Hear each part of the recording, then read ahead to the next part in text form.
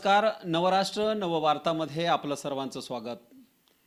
या कार्यक्रमात विविध क्षेत्रात काम करणाऱ्या मान्यवरांशी आपण चर्चा करत असतो. आज आपल्यासोबत आहेत प्रमोद टाले सर, जे अंधश्रद्धा निर्मूलन समितीचे जिल्हा संघटक आहेत. त्यांच्याशी आपण चर्चा करणार आहोत. सर, आपलं सर्वप्रथम नवराष्ट्रमध्ये स्वागत आहे. धन्यवाद. सर, मला सांगा, आपला जो काही चळवळीचा आणि सामाजिक क्षेत्राचा जो काही म्हणजे काम सुरू आहे, या कामात संदर्भामध्ये आतापर्यंतचा जो प्रवास आहे तो प्रवास कसा आहे आणि अंधश्रद्धा निर्मूलन समितीचे जे आपण काम पाहता त्या संदर्भात काय सांगा? माझी सामाजिक चळवळीची जी सुरुवात आहे ती महाविद्यालयीन जीवनापासून झाली. नागपूरला महाविद्यालयामध्ये असताना प्राध्यापक जैमिनी कडू यांच्या संपर्कामध्ये आलो आणि त्यांच्यासोबत अनेक व्याख्यानांसाठी जायचो. त्यांच्यासोबत अनेक विषयांवरती चर्चा व्हायची आणि त्याच्यातनं मग सामाजिक चळवळीचं भान आम्हाला आलं आणि आपणही या सामाजिक चळवळीमध्ये सक्रिय सहभाग घेतला पाहिजे आणि समाजाप्रती आपलं जे काही देणं आहे ते आपण दिलं पाहिजेत. आणि त्यानिमित्ताने मग सामाजिक चळवळीमध्ये सहभागी झालो. अनेक छोट्या मोठ्या चळवळीमध्ये काम करत असताना छान अनुभव आला. समाजाप्रती आपलं काहीतरी देणं लागतं याची प्रकर्षाने जाणीव झाली आणि पुढे मग महाविद्यालयामध्ये असताना प्राध्यापक श्याम मानव यांच्या व्याख्यानांचा प्रभाव पडला आणि मग अखिल भारतीय अंधश्रद्धा निर्मूलन समितीमध्ये काम करायला सुरुवात केली. मग महाविद्यालयीन जीवनामध्ये अनेक व्याख्यानं ऐकणं असेल किंवा अंधश्रद्धा निर्मूलनाच्या अनेक विषयांचा अभ्यास असेल तो केला आणि पुढे मग थोडंसं नोकरीच्या निमित्तानं थोडंसं बाजूला गेलो. पण परत बुलढाण्याला जेव्हा आलो 2012 साली, तेव्हा मग परत अखिल भारतीय अंधश्रद्धा निर्मूलन समितीला जॉईन केलं आणि तेव्हापासनं अखिल भारतीय अंधश्रद्धा निर्मूलन समितीच्या विविध पदांवरती मी काम करतो आहोत. आणि अंधश्रद्धा निर्मूलनाचं काम करत असताना मग आता सध्याची माझ्याकडे जी जबाबदारी आहे ती आहे जिल्हा संघटक. अतिशय महत्त्वाचं पद आहे जिल्हा संघटकाचं आणि संपूर्ण जिल्ह्यामध्ये अंधश्रद्धा निर्मूलनाचं संघटन वाढवणं, अंधश्रद्धा निर्मूलनाच्या विविध जे उपक्रम असतात ते राबवणं, वेळ प्रसंगी भांडाफोड करणं आणि प्रबोधन करणं हे बेसिकली आम्ही कामं करतो आणि त्या पद्धतीची आता कामं सुरू आहेत.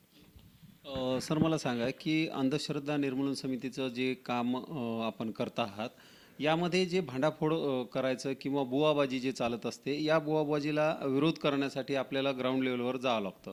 पण असं असताना कायदा जरी झाला असला तरी पोलीस तुम्हाला कितपत सहकार्य करतात या प्रकरणांमध्ये?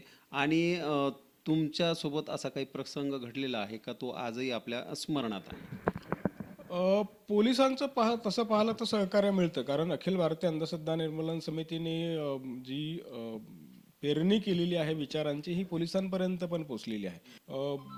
एखाद्या वेळेस पोलिसांकडनं फारसं सहकार्य होत नाही, कारण पोलिसांनी त्याच्यामध्ये सहकार्य करायचं म्हटलं की वेगळीच त्यांचे कामं वाढतात. प्रसंगी जनतेचा विरोध त्यांना पत्करावा लागतो. मग अशा वेळेस पोलिसांना एखाद्या वेळेस मदत मिळत नाही. पण जर आम्ही तो मुद्दा व्यवस्थित पद्धतीने त्यांना समजून सांगितला. आता तर जादूटोणा विरोधी कायदा चाललेला आहे. जादूटोणा विरोधी कायद्याच्या अन्वये जर काही अघोरी प्रकार घडत असतील, काही अंधश्रद्धांचे प्रकार घडत असतील, तर हे पोलिसांना सुद्धा त्याच्यामध्ये मेंडेटरी आहे की त्याच्यामध्ये त्यांनी गुन्हे दाखल केले पाहिजेत, चौकशा केल्या पाहिजेत आणि कोर्टापर्यंत केस गेली पाहिजे. सर, मला सांगा की चळवळीत किंवा या अंधश्रद्धा निर्मूलन समिती असेल, सोबतच विविध क्षेत्रातही आपण चळवळीत देखील काम करतात. तर हे काम करत असताना आपल्याला कोणीतरी एक गुरु असतो की त्यांना पाहून आपण या कामाकडे वळतो, असं कोणी आहे का? मी सुरुवातीला सांगितलं, महाविद्यालयीन जीवनामध्ये प्राध्यापक जैमिनी कडू जे मोठे वक्ते होऊन गेलेत, सामाजिक विचारवंत होते, त्यांचा प्रभाव माझ्यावरती बराच आहे. म्हणजे सामाजिक चळवळीमध्ये मी येण्याला कारणीभूत जर कोणी असेल तर ते प्राध्यापक जैमिनी कडू. सर, एक प्रश्न असा आहे, आपण युवकांची सध्याची स्थिती जर बघितली तर युवा वर्ग जो आहे मोठ्या प्रमाणात व्यसनाधीनकडे वळलेला आहे. व्यसनाधीनता अशी भिनली आहे की त्यामुळं काही युवक जे आहे नैराश्यात जाऊन त्यांनी आत्महत्या देखील केल्या आहेत. तर अशा युवकांना आपण काय संदेश द्याल आणि त्यांना काय सांगाल? तुम्ही म्हणताय ते सत्य आहे. आजचा युवक विविध आमिषांना बळी पडतो आहे. त्यातल्या त्यात व्यसनांचं प्रमाण प्रचंड वाढतं आहे आणि या व्यसनांमुळे अनेक विद्यार्थ्यांचं जीवन, युवकांचं जीवन उद्ध्वस्त झालेलं आहे. प्रसंगी अनेक लोकांनी आत्महत्यासुद्धा केलेल्या आहेत. तर हे सगळं टाळायचं असेल तर दोन गोष्टी आपल्याला महत्त्वाच्या कराव्या लागतील असं मला वाटतं. एक तर पालकांनी विद्यार्थ्यांना समजून घेतलं पाहिजे, विशेषतः युवकांना समजून घेतलं पाहिजे आणि त्यांच्या अनुषंगानं आपल्याला त्यांच्याशी संवाद साधला पाहिजे, त्यांच्याशी बोललं पाहिजे. हा एक महत्त्वाचा भाग मला वाटतो आणि दुसरा महत्त्वाचा भाग आहे की युवकांनी विधायक कामांमध्ये आपल्याला स्वतःला गुंतवून घेतलं पाहिजे. त्यामुळे आपण काहीतरी आम्ही आज इतिहास संशोधन हा विषय आम्ही घेतला आहे आणि आम्ही त्याच्यामध्ये स्वतःला गुंतवून घेतलं. गड किल्ल्यांच्या मोहिमा असतील, एकंदर पुरातन वास्तू असेल त्यांच्या भेटी असतील, त्यांचा अभ्यास करणं असेल किंवा इकडे अंधश्रद्धा निर्मूलनाचं काम असेल, या कामाच्या निमित्तानंही आम्ही अनेक युवकांना जोडून घेतो.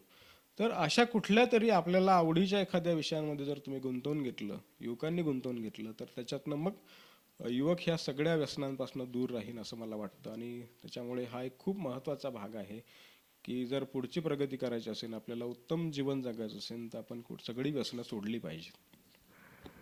सरांनी या पद्धतीनं आपलं मत जे हे व्यक्त केलं आहे की युवकांनी व्यसन सोडून या ठिकाणी वेगवेगळ्या विषयांमध्ये आपल्याला गुंतून ठेवावं आणि त्या मार्गानं चालावं. यासह इतरही मान्यवरांशी आपण अशीच चर्चा करणार आहोत. तोपर्यंत नवराष्ट्र, दीपक मोरे, बुलढाणा.